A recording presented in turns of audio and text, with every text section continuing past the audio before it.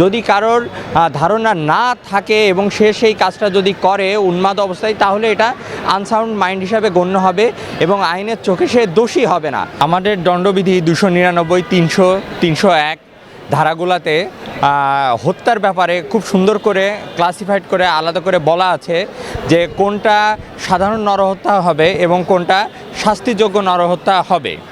তো এখানে আমরা দেখতে পারি যে সাধারণ মানুষ যেটা মনে করে যে হত্যা হলেই সেটা মার্ডার হলো, কিন্তু আসলে হত্যা হলে সেটা মার্ডার হয় না। এখানে যে সাধারণ নরহত্যার কথা বলা হচ্ছে, শাস্তিযোগ্য নরহত্যা, সেটা অবশ্যই মার্ডার না। যেমন অনেকে আত্মহত্যা করতে যে মার্ডার করতে পারে, ভুলবশত কেউ একটা পাখি মারতে গেল, ওটা গিয়ে একটা মানুষের মাথায় লাগলো, সে মারা গেল, এটা নরহত্যা হিসাবে গণ্য হতে পারে। এবং মার্ডার হতে হলে সেটা প্রপার ইন্টেনশন থাকতে হবে, উদ্দেশ্য নিয়ে, হ্যাঁ ওই ব্যক্তির অমুক জায়গায় যদি আঘাত করি সে মারা যাবে, এই যে ইন্টেনশনটা নিয়ে কাউকে হত্যা করা হয় সেটাই মার্ডার বলে গণ্য হবে। এবং সেটা শাস্তি 302-এ বলা আছে, যে মৃত্যুদণ্ড, যাবজ্জীবন কারাদণ্ড অথবা এবং এর সাথে সাথেই অর্থদণ্ড। এবং এই যে সম্প্রতি যে ঘটনাটা ঘটে গেল, এটার দিকে যদি তাকাই আমরা, এটা আমাদের দণ্ডবিধির সেকশন 84 কাভার করে, যেখানে ধারা 84-তে বলছে যে আনসাউন্ড মাইন্ডের মানুষের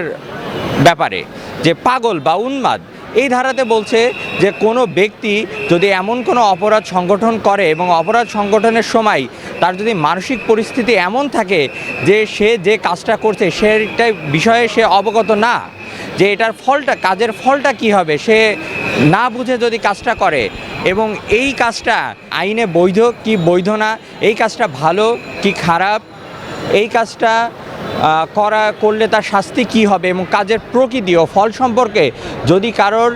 ধারণা না থাকে এবং সে সেই কাজটা যদি করে উন্মাদ অবস্থায়, তাহলে এটা আনসাউন্ড মাইন্ড হিসাবে গণ্য হবে এবং আইনের চোখে সে দোষী হবে না। কিন্তু এই যে সম্প্রতি ঘটনা, এই ঘটনার দিকে যদি আমরা তাকাতে পারি, তাহলে এখানে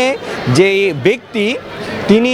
একটি নয়, দুটি নয়, তিনটি নয়, পরপর 6টি খুন তিনি করছেন এবং সুনিপুণভাবে মার্ডারগুলো সম্পাদন করা হয়েছে। ঠিক একইভাবে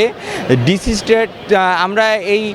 ঘটনাটা দেখলে বুঝতে পারবো যে সে একইভাবে ডিসিজডদেরকে হত্যা করেছেন এবং এটার ফল সম্পর্কে সঠিকভাবে সে জানতো যে এটার ফল কি হবে, এজন্য সে এই ডিসিজদের বডিগুলো গুম করার চেষ্টা করেছেন। দেশে দেশে সবার সাথে দ্য নিউজ।